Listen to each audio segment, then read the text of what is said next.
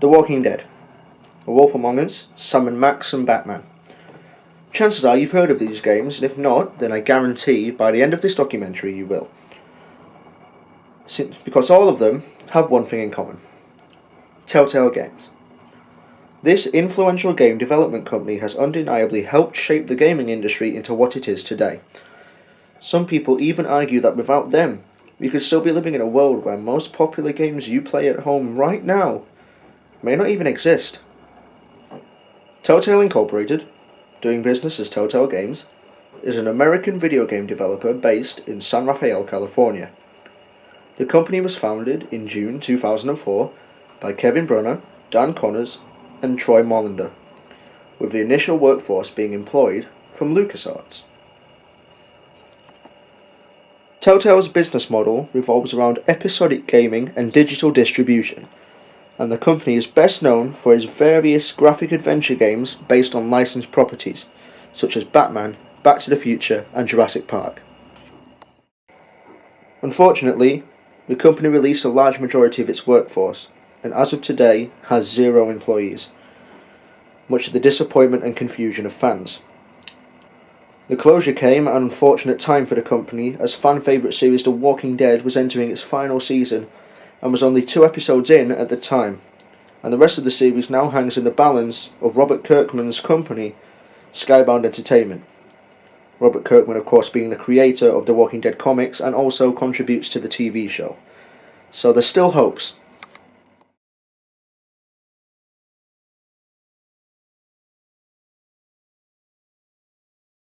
Of course, every company, no matter how big or small, has its humble origins, and for TellTale, this came in the form of TellTale Texas Hold'em.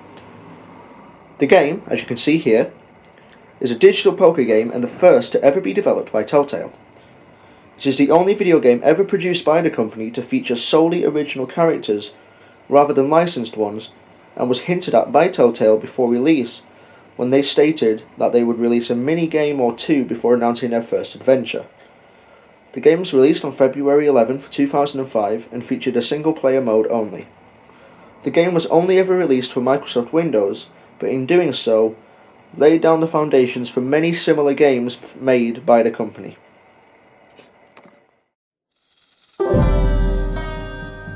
The old gray mare, she ain't what she used to be, ain't what she used to be, ain't what she used to be. The old gray mare, she ain't what she used to be many long years ago. Shut up!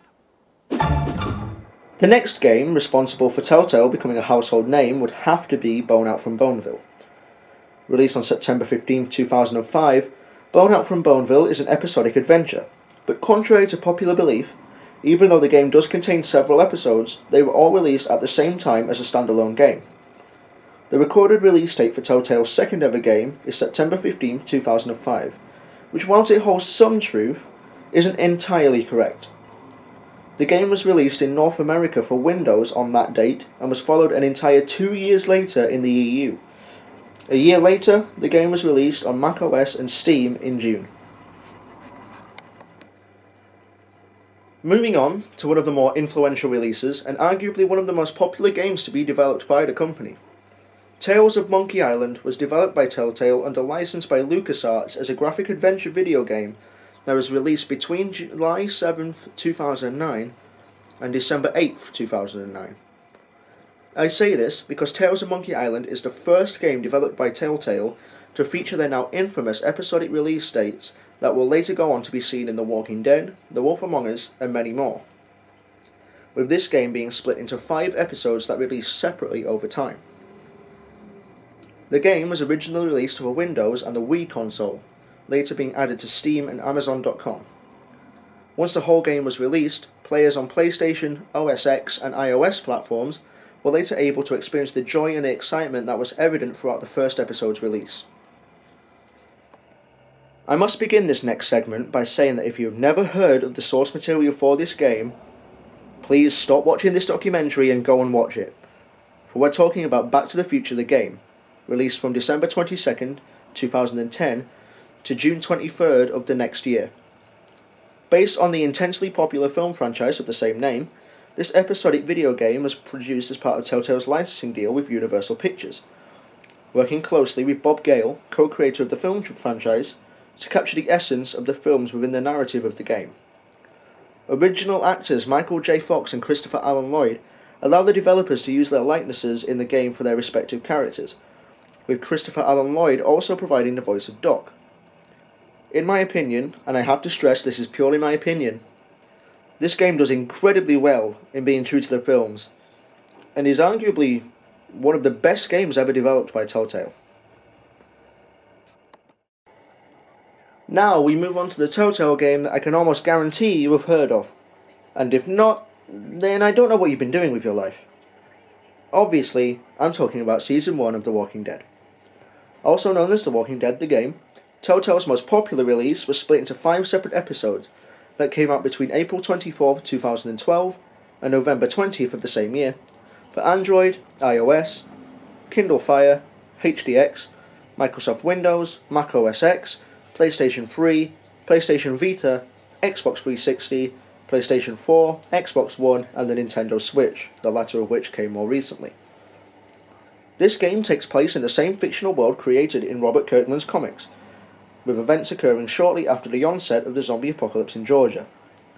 However, most of the characters are original to the game and have in no way appeared in either the comics or the show of the same name. The main protagonist is a man called Lee Everett, who helps to rescue and subsequently care for a young girl by the name of Clementine. Kirkman provided oversight for the game's story to ensure it corresponded to the tone of the comic, but allowed TellTale to handle the bulk of the developmental work and story specifics.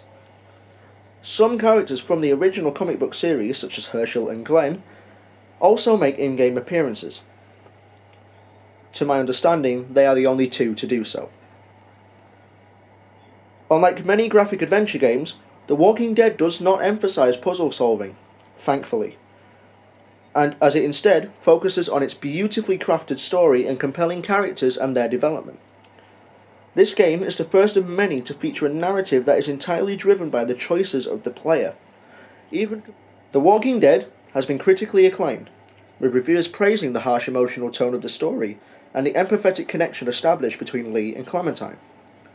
It won year-end accolades, including Game of the Year awards from several gaming publications. More than 1 million unique players have purchased at least one episode from the series, with over 8.5 million individual units sold by the end of 2012, and its success has been constituting a revitalization of the weakened adventure game genre. In July 2013, TellTale released an additional downloadable episode, 400 Days, to extend the first season and bridge the gap towards TellTale's second season, released later that year. Season 3 and Season 4 of The Walking Dead was also released in 2016 and 2018 respectively. I am sure, throughout the course of your life, you have heard or seen at least one fairy tale or fable. Whether it be one of the infamous Disney animated classics, such as Snow White or Beauty and the Beast. Maybe you've heard one of the infamous tales of Bloody Mary or the Big Bad Wolf. Well, in this next game by TellTale, creative genius Nick Herman decided to sit down and create a game that puts these fairy tale figures into a real-life portrayal, with jobs such as detectives, prostitutes, pawnbrokers, and more. The Wolf Among Us is a surprisingly gritty integration of the real world and the fables we have grown to love over the years. The fantasy mystery graphic adventure bases most of its content on Bill Willingham's Fables comic book series and is entirely canon within the comic book universe, being set as a prequel to the comics. Despite its considerably large cult following, the previously announced Wolf Among Us 2 will not be published as it was delayed until 2019, unfortunately 1 year after the company closed in September of 2018.